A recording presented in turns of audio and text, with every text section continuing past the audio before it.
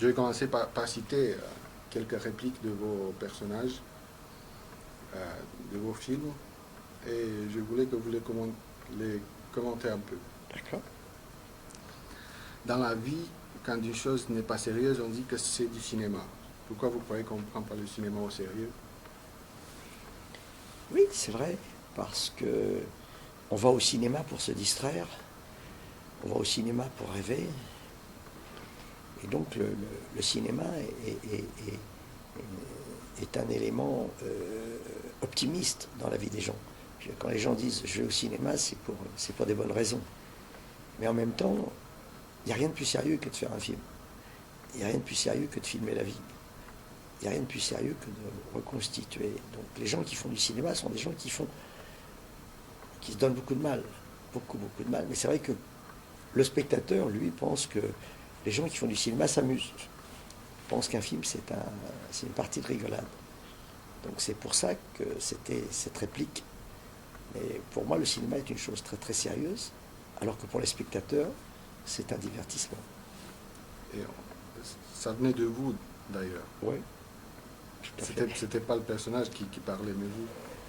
Dans mes films, ce sont mes personnages qui parlent, mais c'est vrai que je suis derrière les personnages, quoi. Toutes les répliques sont des répliques qui me ressemblent un petit peu, quoi. Ah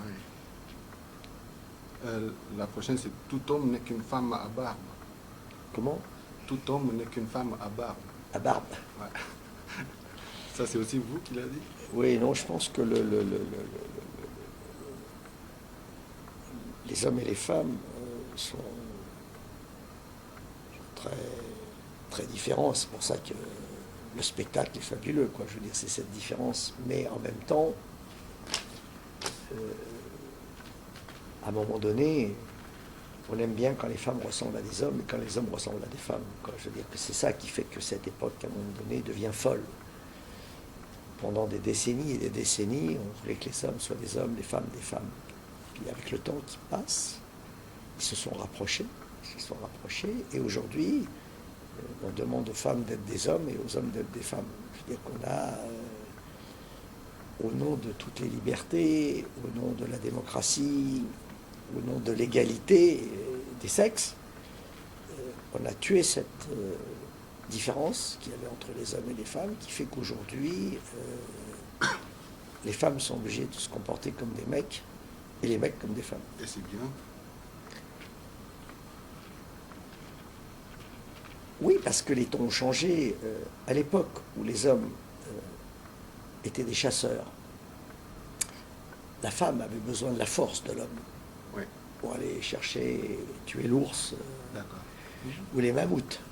Aujourd'hui, elle va au supermarché, c'est facile. Aujourd'hui, elle n'a plus besoin de la force. Aujourd'hui, elle prend son caddie, elle va au supermarché. Elle a quand même besoin de la force de la carte bleue. Oui, mais la carte bleue, aujourd'hui, c'est sa carte bleue à elle. Vous voyez ce que je veux dire? La force des hommes si vous voulez, la force qui symbolisait la différence entre les hommes et les femmes, la force physique, n'a plus aucun intérêt aujourd'hui. Je veux dire que la force physique, on casse rarement la figure à quelqu'un. Avant, c'était courant. Au Moyen-Âge, une femme avait besoin d'être protégée physiquement. Donc elle avait besoin d'une force physique près d'elle pour ne pas être agressée. L'homme se servait de sa force pour protéger la femme. Aujourd'hui, elle n'a plus besoin, elle a un système d'alarme, elle a une bombe, elle appelle au secours, elle va devant les tribunaux, il m'a regardé, harcèlement sexuel, et je veux dire. Mais ça. Les rapports hommes-femmes ont totalement changé par le fait que la force masculine n'a plus aucun intérêt. Voilà. C'est vrai. Et alors, les mecs, ils sont devenus plus vulnérables qu'avant. Comment? Plus vulnérables. C'est-à-dire que les hommes aujourd'hui ont peur des femmes. Les hommes ont peur des femmes parce que, comme les femmes n'ont plus besoin de leur force, aujourd'hui, les femmes ont besoin de leur intelligence, de leur générosité, de leur honnêteté, qui ne sont pas des qualités propres aux hommes. Les femmes ont plus de qualités que les hommes. Ah bon? Bien sûr. Elles sont moins menteuses, elles sont plus courageuses, elles travaillent plus que nous. Plus courageuses? Ouais, elles n'ont pas peur. Elles ne font pas la guerre. Non, elles ne font pas la guerre. Si, maintenant elles font la guerre. Maintenant elles font la guerre, elles peuvent faire la guerre. Oui, mais à part Madeleine Albright, Non, mais demain matin, si une femme veut faire la guerre à un mec dans un divorce, ah ouais, elle est plus forte que nous. ça peut arriver. Elle est beaucoup plus forte que nous. Moi, dans mes divorces, j'ai toujours perdu. C'est ça la guerre. Elles sont plus fortes que nous, à tout point de vue. C'est elles qui décident. C'est elles qui ont le pouvoir. D'abord, c'est elles qui font les enfants. Nous, on est des assistants. On est des... Donc c'est elles ont... Les 6 milliards d'individus, c'est elles qui les ont faits. Oui, c'est vrai. Oui. Voilà. Donc, au fur et à mesure, ça devient un monde de femmes. Un monde Bien de sûr. femmes. Le 20... On va...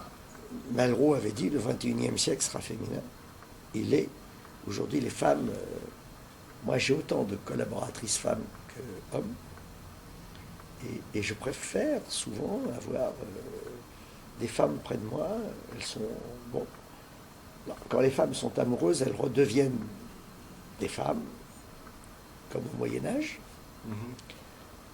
Et les problèmes recommencent. Mais ça arrive de moins en moins souvent. C'est-à-dire qu'elles sont tellement déçues.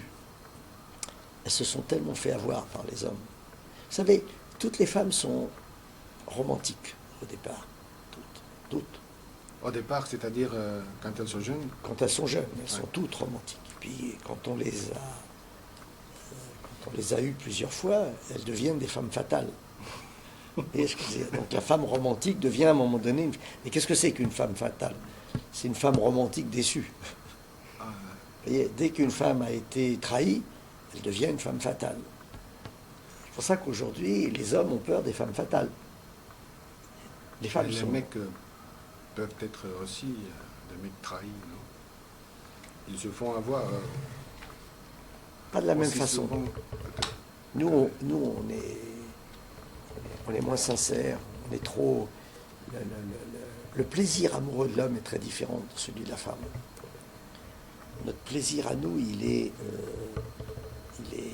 concentré sur très peu de temps, alors que le plaisir de la femme, il est avant, pendant, après, je veux dire, il est très large. La femme a une vision globale de l'amour, alors que nous avons une vision qui est une jouissance immédiate de 10 secondes. Vous voyez ce que je veux dire? La femme voit l'amour. Pour une femme, quand elle se lance dans une histoire d'amour, c'est sa vie qu'elle met en jeu. Alors qu'un homme, c'est un instant de sa vie. C'est pas pareil. Donc ça crée tous les problèmes que nous connaissons. Et puis de temps en temps, il y a des hommes qui ont un petit côté féminin et qui ont aussi une vision globale de l'amour. Et c'est ce qui fait une belle histoire d'amour. Je veux dire, quand une histoire d'amour est réussie, c'est parce qu'à un moment donné, la femme devient un peu masculine. Donc, moi, je crois beaucoup à l'évolution actuelle. Je pense que c'est bien pour l'humanité. Mais la période actuelle est difficile. Parce qu'on ne s'est pas adapté. C'est une période de transition très, très difficile. Et le jour où il y aura que des différences biologiques entre les hommes et les femmes, les choses seront plus simples. Vous voyez ce que je veux dire? Pour l'instant, la différence, elle est biologique, mais elle est aussi intellectuelle. Quand c'est qu'on va arriver là? Oh, très vite. Très, très vite. Je pense que dans une dizaine d'années... Dizaine d'années? Ouais, dans une dizaine d'années, on aura trop... Je pense qu'on va... Mais ce qu'il faut savoir, c'est que les histoires d'amour seront de plus en plus courtes. Elles seront de plus en plus Mais ça courtes. arrive déjà. Hein? Ça arrive déjà. Mais elles seront de plus en plus courtes. Je veux dire qu'il y en aura de plus en plus et elles seront de plus en plus courtes. Frédéric Becbéder, il dit que l'amour, ça dure 3 ans. Oui, ça dépend. Ça peut même durer une semaine. Ça peut durer... mais 3 ans, c'est déjà beaucoup. C'est déjà, Ah oui, c'est déjà une grande ce que j'ai réussite. dit, c'est pas mal. C'est déjà bien. Ouais. Pourquoi vous dites que les femmes sont plus courageuses? Parce que Parce que je l'ai vérifié. les mecs, ils font la guerre, ils font des courses, ils se mettent leur vie là, ils se risquent leur vie. C'est plus facile une vie d'homme qu'une vie de femme. Les femmes, elles travaillent 24 heures sur 24. Nous, on travaille quand on veut. Ouais, mais ça, c'est pas du Élever courage. élever des enfants, c'est un travail énorme. Énorme. C'est elles qui élèvent les enfants. Nous, on les regarde. On joue avec, ouais. On ne fait pas du tout on ne peut pas comparer le travail d'un homme et d'une femme. Moi, j'ai passé ma vie à travailler, mais je ne peux pas dire que j'ai élevé mes enfants. J'ai profité de mes enfants, c'est différent. Moi, j'en profite, elle les élève. Vous voyez ce que je veux dire? C'est une grosse différence, très très grosse différence. Moi, j'ai le bon côté. Elles ont tous les inconvénients. C'est vrai, ouais. Et quand on arrivera, parce que vous disiez Cet équilibre. avant, ouais, comment les mecs, ils vont élever... Les hommes vont être obligés à un moment donné de s'occuper des enfants comme des femmes. Et pourquoi pas? Pourquoi pas? Mais on va être obligé d'y arriver. Je veux dire que les femmes ne peuvent pas à la fois être de jour et de nuit. Oui. Elles travaillent tout le temps. Je veux dire, une femme travaille dans la journée, puis le soir elle rentre, et puis ça continue. Et puis la nuit, les enfants se réveillent. Enfin, je veux dire que une vraie femme aujourd'hui non, j'ai beaucoup d'admiration pour... moi, je préfère être un homme qu'une femme, parce que ma vie est plus agréable. Je pense qu'une vie de femme, aujourd'hui, c'est très, très, très compliqué. C'est plus dur d'être une femme que d'être un homme. Êtes-vous un enfant gâté? Oui. De la sorte que Oui, je suis le personnage fait par Belmondo était... Oui, je suis un enfant gâté dans la mesure où j'ai eu la chance de pouvoir toute ma vie faire du cinéma et consacrer ma vie Comment en êtes-vous parvenu? à faire du cinéma. Oui, au début. Parce que je sais que c'est Non, difficile financièrement et tout. Moi, je suis un autodidacte. Et les autodidactes, ils vont à l'école toute leur vie. Moi, j'ai fait 42 films. 42 fois, je suis retourné à l'école. Vous voyez, un autodidacte, il fait des études toute sa vie. Moi, je fais encore des études, là. Je fais mon 43e film en ce moment, j'apprends encore plein de choses. Hier soir, j'ai encore appris énormément de choses, vous voyez, qui va me servir pour le tournage de lundi. Donc, je vais à l'école tous les jours. Je suis allé à l'école tous les jours de ma vie, j'ai appris, je me nourris de tout ce qui se passe. J'ai très vite pris conscience qu'il me faudrait une vie entière pour réussir le film dont je rêve. Et vous l'avez déjà fait, ce film-là? Disons que celui-là? pour l'instant, j'ai fait des jolis brouillons. J'ai fait des jolis c'est brouillons. mignon, ça. Voilà, mais j'espère un jour... j'espère que mon dernier film sera le plus beau. Le summum. J'espère.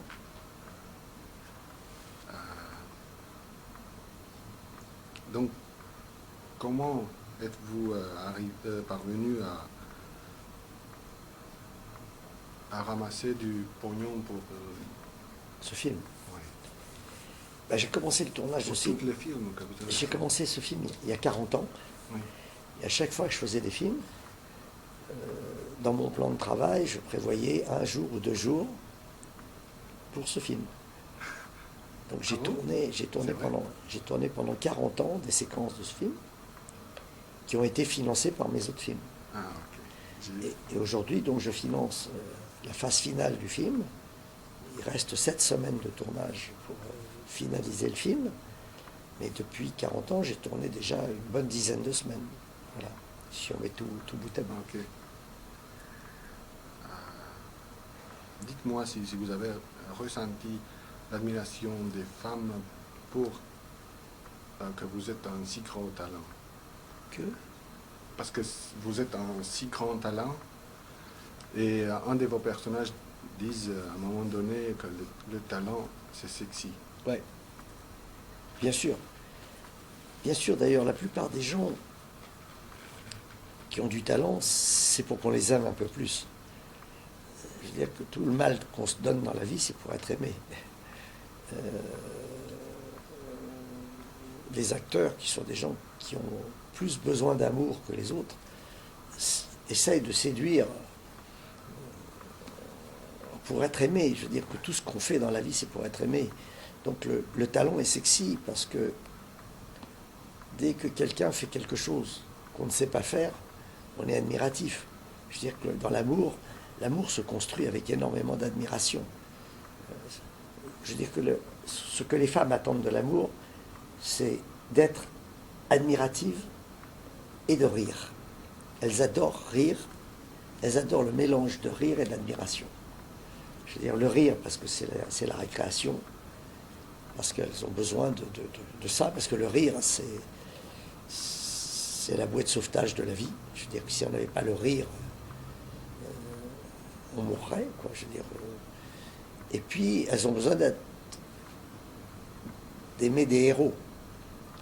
Donc, l'admiration fait de vous un héros. Quand une femme voit chez un homme des choses qu'elle n'a pas compris, cet homme devient un héros. Je veux dire que les héros, c'est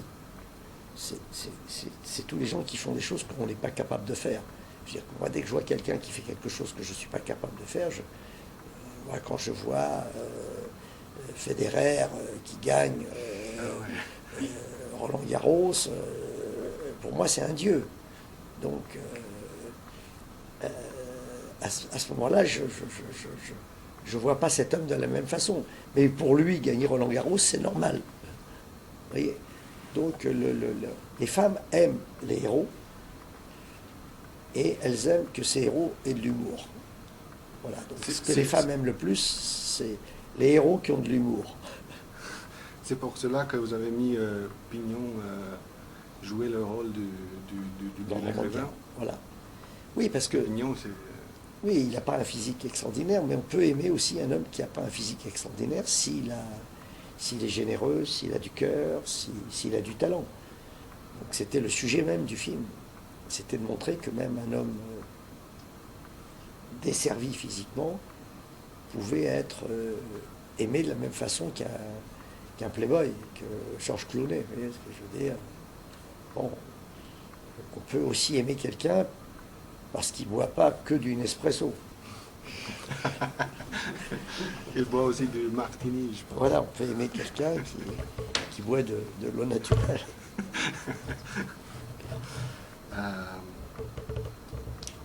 Je vais parler un peu de votre court-métrage « C'était un rendez-vous ». Ouais. Parce que j'ai beaucoup regardé sur l'Internet. J'ai vu tant d'opinions et des trucs sur ce film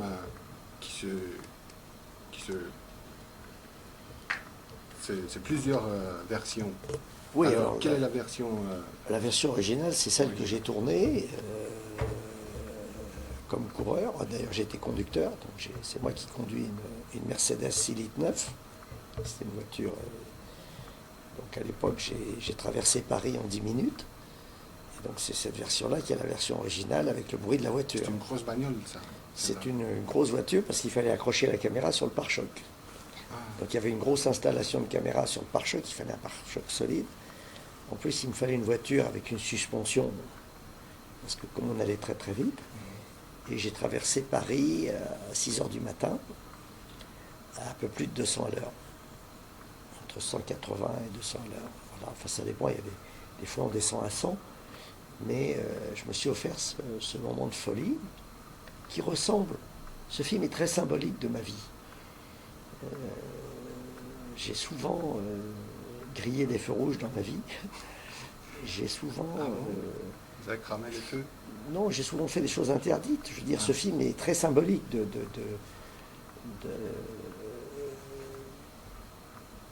la façon dont j'ai fait du cinéma, quoi. Donc, c'est un film sur tous les interdits, voilà. Mais les interdits sont souvent intéressants, je veux dire que... Faut-il faire des choses interdites pour parvenir dans la vie? Oui. Les interdits sont des raccourcis formidables. Et je reconnais qu'il m'est souvent... par exemple, mes premiers films, je n'avais pas d'autorisation de tournage. On ne voulait pas. Donc c'était des films pirates. Les premiers films étaient des films pirates. Donc j'ai souvent était un pirate. Je me suis souvent comporté comme un pirate et si j'avais fait que des choses interdites, j'aurais rien fait. Voilà. Voilà. Bon, c'est pas parce qu'il y a écrit. Vous en faites encore? Ouais, des fois, il m'arrive de voir écrit pelouse interdite et je vais quand même dessus. Ça ne me dérange pas. Parce que j'avais lu sur l'internet que c'était une Ferrari. Non. C'était pas une Ferrari, c'était une Mercedes. C'est une Mercedes 6 litres 9. Et pour que le bruit, j'avais besoin d'un bruit puissant, donc j'avais enlevé le pot d'échappement. Ah, mais c'est le bruit de la Mercedes? Non, après j'ai refait le même parcours avec une Ferrari. Quand j'ai tourné, Oui. j'ai enlevé le pot d'échappement pour avoir plus de puissance. Plus de puissance, mais pas de son. Non, et après j'ai refait le parcours avec une Ferrari pour avoir le bruit de la Ferrari. Et vous avez... Mélangé les deux, voilà. Et j'aurais pas pu tourner avec une Ferrari parce qu'il n'y a pas de suspension. Oui, c'est rigide. Et l'image aurait tremblé. Oui. Donc j'ai fait le même parcours avec la Mercedes et ensuite avec la Ferrari. Mais à la même vitesse, parce que j'ai suivi le changement de vitesse, c'est vraisemblable. C'est complètement crédible puisque j'ai mis les changements de vitesse Oui, dans les courbes. exactement au même endroit. Mais j'ai fait le parcours avec deux voitures. Ok. Et avec la Ferrari, j'ai pris moins de risques. J'ai pris moins de risques parce que s'il y avait des feux rouges, je m'arrêtais, je repartais. Enfin. Mais j'ai refait exactement le même parcours avec les mêmes changements de vitesse. Êtes-vous un fan de la vitesse, des bagnoles, des gros bagnoles? Ouais, j'adore la voiture. J'ai écrit la plupart de mes films en voiture. C'est l'endroit où j'écris le mieux. Je pars pendant des heures en voiture avec un magnétophone Ah, et vous... et j'écris. Voilà, et c'est là, c'est mon bureau préféré. Je veux dire, j'adore voyager, j'adore voir les gens, ils ne m'embêtent pas, je suis dans ma voiture, je les vois, ils ne me voient pas.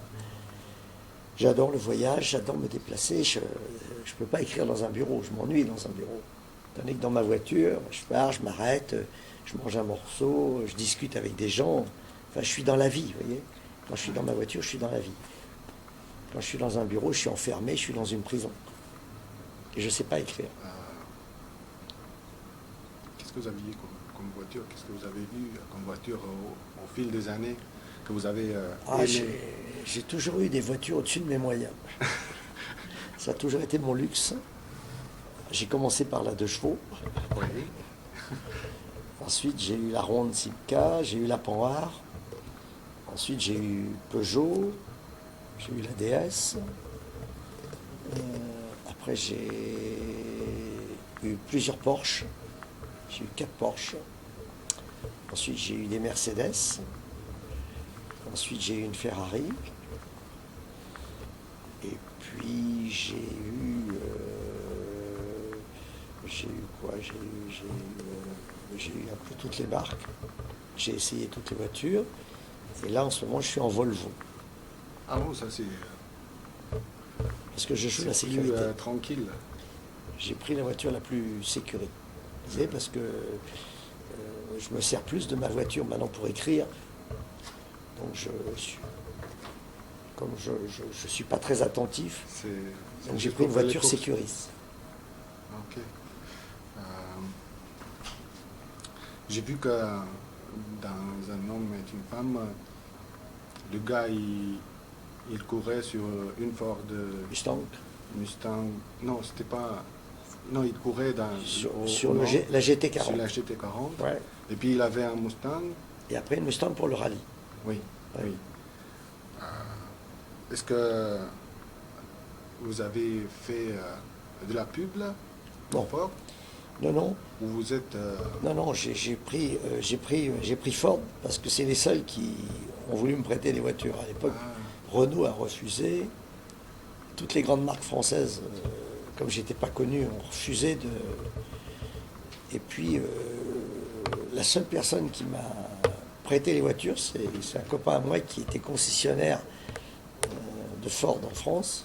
Et il avait... Il avait la GT40 parce qu'il bon? s'occupait du service sport. Il était responsable du sport et donc c'est lui qui m'a prêté les voitures pour le tournage. Et ça a fait une publicité colossale à Ford après. Ah ouais, bah, j'imagine. Euh, alors, j'ai beaucoup aimé cette scène quand le personnage se jette dans son Mustang sur le ponton pour arriver dans les bras d'une très belle fille. Ça, je trouve, c'est assez playboy. Ça, c'est playboy, se jeter Je ne sais pas ce que c'est. Enfin, vous savez, moi, quand je fais les choses, je les fais inconsciemment. C'est après que je m'aperçois du résultat. Je veux dire, quand je vis l'instant présent à fond. Il n'y a jamais de préméditation dans ce que je fais.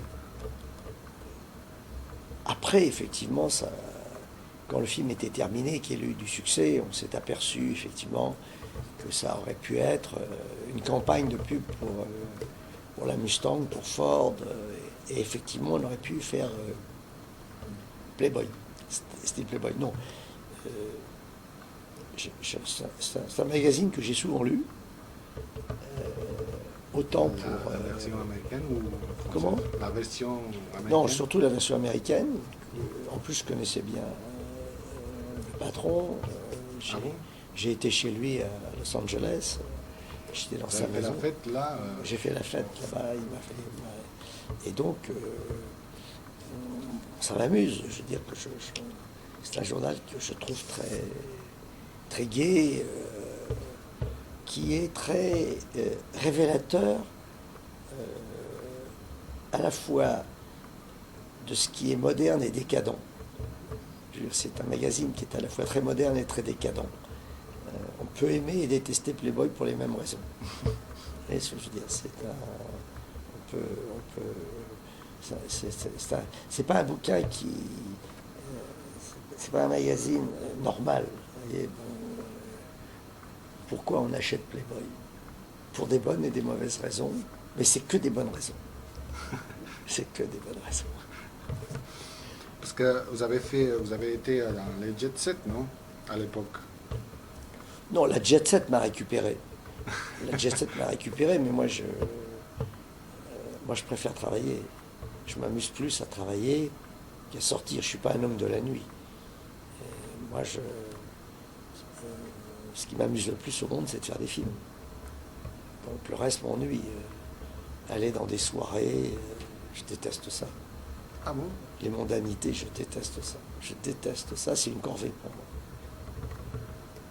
Vous avez pas fait vous avez parlé dans les boîtes de nuit Non. Non, je déteste ça. C'est ce que je déteste le plus au monde. Ah oui, et qu'est-ce que vous avez fait au Mansion chez Hugh? Non, mais parce que j'étais curieux. Moi, quand je vais dans des endroits comme ça, c'est pour me nourrir de séquences qui pourraient un jour être cinématographiques. Je viens comme un espion. Quand je vais dans une boîte... Vous avez utilisé quelques idées de...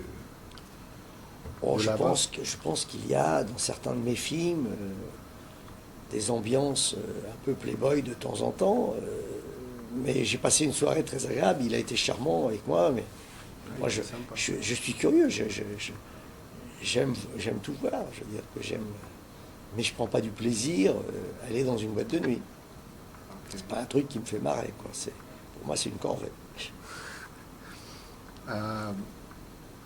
Vous dites que le bonheur, c'est faire des choses pour la première fois. Ouais. Oui, parce que c'est l'aventure. La première fois, c'est toujours l'aventure. Je veux dire que le bonheur doit toujours être une surprise. C'est l'adrénaline. Le bonheur, c'est une bonne surprise et le malheur, c'est une mauvaise surprise. Et donc, les bonnes surprises viennent souvent des choses qu'on découvre. Faire des choses pour la première fois. C'est pour ça que mourir pour la première fois sera peut-être un grand bonheur. Je pense que la mort est sûrement un grand bonheur puisqu'on le fait pour la première fois. Et c'est la seule chose encore que j'ai pas fait. Enfin, alors, il me reste encore plein de choses à faire pour la première fois. Tant qu'il y aura des premières fois à faire, je serai vivant. Tant qu'il y a des choses qu'on fait pour la première fois, on est jeune. Voilà. Et je pense que la première fois est très excitante, quoi. Je veux dire que, bon, à chaque fois que j'ai fait une chose, une deuxième fois, une troisième fois, bon. Mais la première fois, c'est quelque chose de... Le bonheur, c'est une première fois Et quand cette première fois est réussie, quoi. Et quand cette première fois est ratée, c'est le malheur. Ah oui, parce que je voulais vous demander pourquoi le bonheur du sexe n'apparaît pas dans les premières... Pourquoi le bonheur? Le bonheur du sexe n'apparaît dans la plupart des cas, dès le premier... quand on essaye la première fois, c'est pas le bonheur, d'habitude. Pour moi, oui. Moi, toutes les choses que j'ai faites pour la première fois, j'en garde un bon souvenir. Bon, sauf si ça se passe mal. Mais ça s'appelle le malheur. Le bonheur, c'est des bonnes surprises, et le malheur, c'est des mauvaises surprises. Mais souvent, c'est rattaché à quelque chose qu'on fait pour la première fois. C'est très très souvent rattaché à de la nouveauté, quoi. Bon, bah, pour finir, pouvez-vous me raconter quelques mots sur votre film que vous faites ici? Eh bien, alors, c'est un film qui... L'action, dans quelques mots. C'est un film qui se déroule entre 1940 et 1960, le cœur du film, avec un prologue en 1900 et un épilogue aujourd'hui. Un prologue sur la vie des parents, des héros, et un épilogue sur la vie des enfants. Donc c'est un film qui commence en 1913 et qui se termine aujourd'hui. Donc qui couvre, hein. C'est un grand film musical qui parle de tout ce que j'aime et de tout ce que je déteste. C'est-à-dire l'amour, la vie, l'amour, la mort, la musique, le cinéma. Et ce que je déteste, c'est la guerre. Voilà. Donc il y a la vie, l'amour, la mort, et puis il y a la guerre. La guerre qui perturbe tout ça et qui se nourrit de tout ça. Je veux dire que donc c'est un film sur tout ce qui m'a donné envie de me lever tous les matins à 5 heures du matin, sur tout ce qui a fait de moi un homme curieux. C'est un film sur tout ce que je voudrais montrer à mes enfants. C'est un peu ce que je voudrais dire à mes enfants. Donc je le dis dans ce film, parce que quand je leur parle à table, ils ne m'écoutent pas. Donc je préfère faire un film qu'ils vont aller voir, comme ça, puis pendant le film, ils ne vont pas m'interrompre. Vous voyez, pendant le film, ils ne vont pas m'interrompre, alors que quand je leur parle à table, ils m'interrompent tout le temps. Voilà. Donc c'est un film que j'ai envie de faire pour mes 7 enfants, en espérant que sur les 6 milliards d'individus qu'il y a sur cette terre, il y en a plein qui auront envie d'aller voir ce film comme mes enfants.